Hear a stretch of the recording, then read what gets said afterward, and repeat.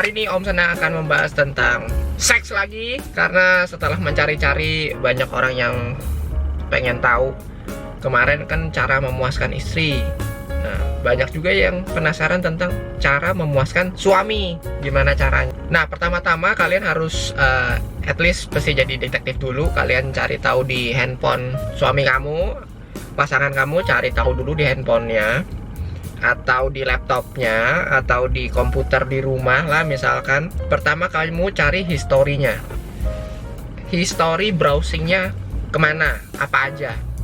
Nah, biasanya kalau misalkan mereka lupa delete, nggak secure amat, kalian masih bisa cari mereka sebenarnya cari apaan sih di browsing. Kalau cowok kemungkinan besar pasti ada situs porno. Nah, kalau mereka ada history tentang mengakses situs porno, nah ini ada nilai plus minusnya. Nilai plusnya kalian jadi tahu suami kamu sebenarnya hobinya yang kayak gimana sih, fantasinya seperti apa sih. Berita buruknya, dia mencari sesuatu tentang yang kelainan seks. Misalkan dia cowok, dia cari tentang gay. It's gonna be a nightmare buat kalian para istri kan. Anjrit, laki gue gay ternyata gitu kan. Ya itu doang sih. Cuman kalau misalkan menurut kalian masih lurus-lurus aja, kalian bisa dapat nilai plus dari situ. Browser history, kalian tahu dulu bilangnya apa ya, fetish. Laki-laki suka lihat kaki aja dia udah horny misalkan. Ada yang lihat dada baru horny, ada yang lihat muka doang udah horny, ada yang lihat bulu tangan udah horny, ya macam-macam lah. Kalian bisa baca ciri-cirinya dari browser history mereka dulu. Itu dulu satu. Kalau informasinya udah dapet, nah kalian belajar bagaimana cara mengaplikasikannya. Misalkan suami kalian ada cari tentang lingerie lah segala macam. Nah, saat berdandan saja, misalkan suami kalian baru pulang kerja nih, kalian di rumah pakainya daster mak-mak misalkan, ibu-ibu banget, mbok-mbok. Mbok-mbok mandi juga belum, apa juga belum, rambut berantakan segala macem. Ya gimana itu ya, males juga liatnya. Jadi kalau bisa sih kalian coba cari, ya itu tadi di browser history bisa kelihatan suami kamu demennya yang kayak gimana. Misalkan nih dia suka hentai nih, hentai yang film kartun tapi porno misalkan. Nah, di hentai kan kayak misalkan ada fantasi-fantasi tentang baju-baju maid lah, baju-baju suster lah segala macam. Nah, kalian beli aja di online tuh banyak banget. Kalian bisa pesan baju cosplay lah. Nah, paling pas malam suami kamu pulang abis nonton video ini, dia orang kaget, kok bisa tahu nih bini gue demen suster nih misalkan nih, pakai baju suster. Nah, kalian bisa bikin shock terapi malam. Kalian udah dandan yang cakep, yang wangi, yang bersih, udah pakai baju suster, shock dia kan. Nah, itu pasti dia udah happy banget. Nah, itu dari segi fantasi pemikiran. Dan untuk merangsang di pria itu kan kita kan suka denger G-spot. Nah, G-spot itu di wanita ada, di cowok ada gak? Nah, banyak yang nggak tahu. Ternyata di laki-laki itu juga ada G-spot, namanya P-spot. Nah, P-spot. Nah, itu di mana posisinya? Nah, ini agak mencengangkan ya. Di dalam prostat itu ada titik P-spotnya laki-laki. Dan gimana cara mengakses P-spot itu untuk bisa dirangsang? Kalau G-spotnya wanita kan ada di dalam Miss V, yang kemarin Om bilang di video sebelumnya nih, Om udah bilang 3-4 cm di dalam Miss V, pakai jari aja bisa kena. Tapi kalau misalkan di laki-laki P-spot mau masuk lewat mana? Nah, dia masuk lewat dubur atau anus. Fuck banget ya, aduh, jijik banget ya, betul.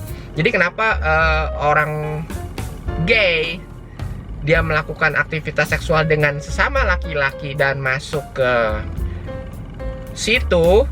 Kenapa dia bisa klimaks? Karena P-spotnya ada di dalam anus. Jadi kalau misalkan kena hajar di situ, ya sama kayak kena G-spot wanita, makanya bisa mencapai klimaks. Nah, itulah kenapa bisa enak gitulah. Nah, kalau misalkan kalian mau mengakses G-spotnya pria, kalian pasti konsultasi dulu dengan suami pasangan kalian. Berani gak? Mau coba gak? Gitu kan. Kalau misalkan mereka nggak berani, ya jangan dipaksain. Aku penasaran, mau lihat. Dan ada cara kedua, meskipun kalian tidak perlu memasukkan tangan ke situ, itu ada namanya area perineum.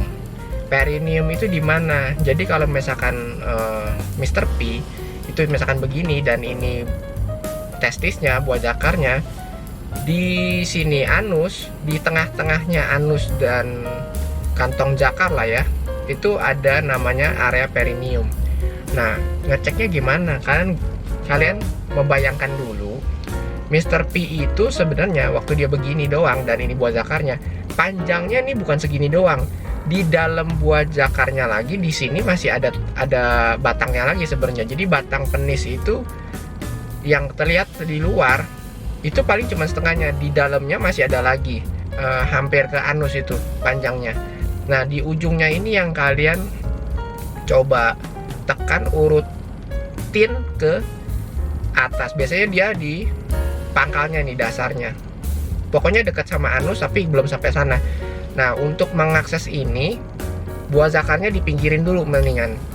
Nah, kalian kalau misalkan belum pro, tidak jago, nggak tahu apa yang mau dilakukan dengan buah zakar, itu mending dipinggirin dulu, karena itu area yang kalau kalian jago ya bagus, kalau enggak sangat menyakitkan. Laki-laki itu kalau ketendang atau kena pukul itu buah zakar, sakitnya sampai sakit perut, sampai jongkok-jongkok no. Nah, jadi itu sensitif banget buah zakarnya. Jadi kalau misalkan kalian belum jago, hindari itu, dipinggirin dulu aja. Kalian konsentrasi dengan batang penis dari pangkal sampai ujung. Nah, di pangkal sini juga itu kalian kalau misalkan bantuin diurutin lah segala macem, dipijit di bagian situ, itu kalian mengurangi resiko dia kena kanker prostat karena banyak cairan yang ngendep di situ. Jadi kalau misalkan kalian suka rangsang di sana, ya aliran yang bikin kanker prostat harusnya bisa lancar, numpuk lah bilangnya ya.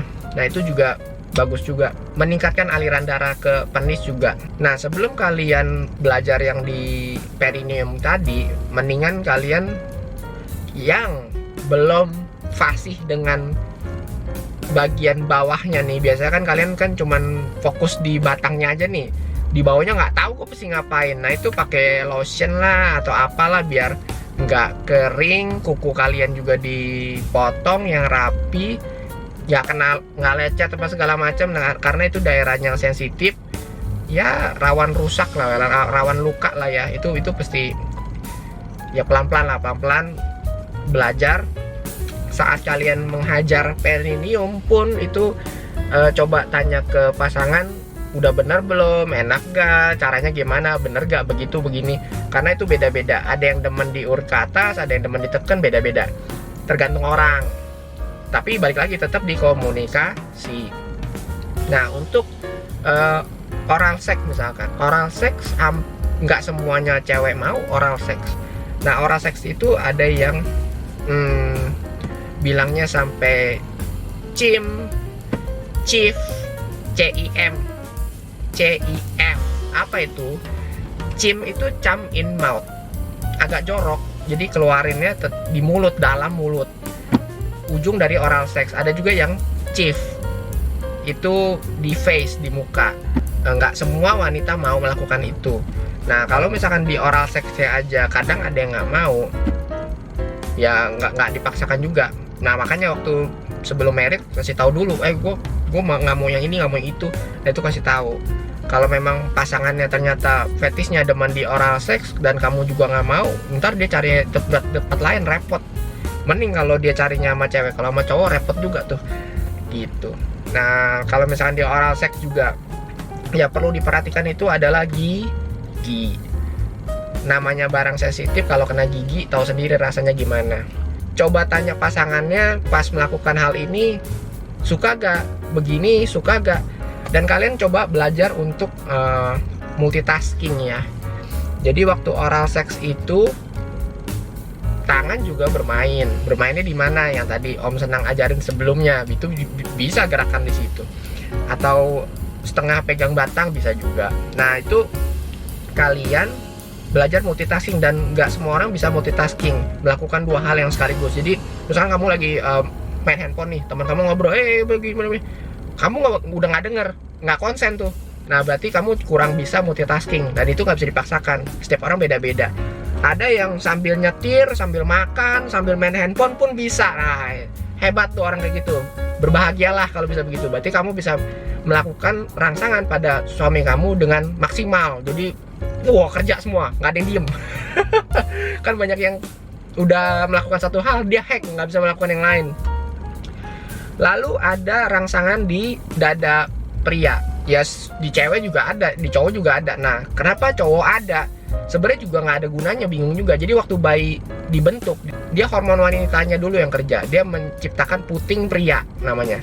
Nah, tapi setelah hormon cowoknya udah masuk, pertumbuhan putingnya stop. Jadi nggak kayak cewek dia bentuknya. Nah, tetap ada pusat rangsangan di sana. Dan nggak semua laki-laki suka dirangsang di puting. Jadi kalian tanya dulu pas kalian mau rangsang di situ, suka gak? Kalau dia bilang nggak demen, nggak enak, ya udah jangan usah dilakukan. Besok juga tidak perlu dirangsang lagi, itu nggak usah ditoel dah. Jadi karena memang tidak ada gunanya. Cuman mungkin ada laki-laki yang suka. Beda-beda, balik lagi. Itu pasti balik lagi tetap komunikasi. Lalu saat oral seks lah atau penetrasi saat making love lah. Nah, itu yang perlu diperhatikan adalah efek suara.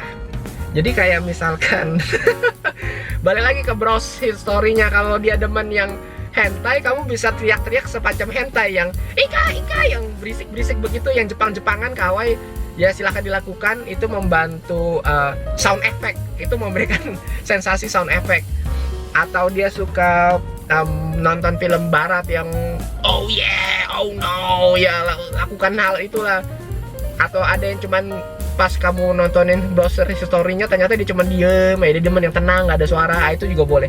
Cuman Om Senang lebih menyarankan ada efek soundnya, lebih pakai sound effect, pasti kamu lebih menggila dia. Nah, untuk posisi sendiri itu juga balik lagi selera masing-masing. Ada yang demen woman on top, ada yang demen misionaris lah. Ya itu udah pasti dibicarakan. Nah, sebenarnya bukan masalah di proses penetrasinya, itu mah ya cuman diulang-ulang begitu doang ya, apa yang seru. Sebenarnya proses serunya itu adalah saat pemanasannya, dan saat pemanasannya itu foreplaynya, kalau kalian banyak variasi, ujungnya pasti lebih berkesan. Beda deh. Jadi proses pemanasannya kalau bener, proses penetrasi juga lebih wow. Penetrasi lebih wow, ejakulasi juga lebih wow. Nah, saat pria ejakulasi, biasanya kalau misalkan kalian pakai tangan, pakai handjob, pria itu saat dia ejakulasi, itu tingkat sensitifnya parah sekali. Jadi, proses yang baik itu seperti apa? Kalau kalian lihat dia sudah ejakulasi, RPM-nya nih, gerakan kalian juga masih kenceng, itu justru tidak enak, menyakitkan lama-lama. Jadi RPM-nya itu seperti kalian lagi mau matiin mesin lah. Jadi digas dulu, kenceng dulu, baru lama-lama pelan-pelan dan selesai, habis gitu loh. Nah, itu dan penuh tekanan ya. Jadi kenceng dulu, lama-lama pelan, fade out gitulah, habis. Dan sound efeknya juga dimatiin. Kalau kalian itu udah dipraktekkan, itu Om Senang yakin besoknya atau malamnya setelah dia ejakulasi dia bingung, kok hari ini kamu jadi jago banget. Nah, itu loh, kamu harus berterima kasih berarti sama Om Senang. Jangan lupa subscribe-nya, like, share, lonceng jangan lupa. Nanti juga Om Senang bakal ajarin kalian tentang bagaimana sih cara hamil ya. Itu kalau misalkan ada yang semi gampang susah, itu harusnya trik ini bisa digunakan. Tapi kalau memang udah nggak mempan juga, tetap pasti ke dokter, tetap pasti ke ahlinya gitu. Semoga video ini bermanfaat, biar kalian nggak tabu-tabu amat mau nanya di mana, bingung, mau baca juga bahasanya aneh-aneh, nggak ngerti. Ini kan ada penjelasannya di video, mungkin lebih gampang ngertinya gitu.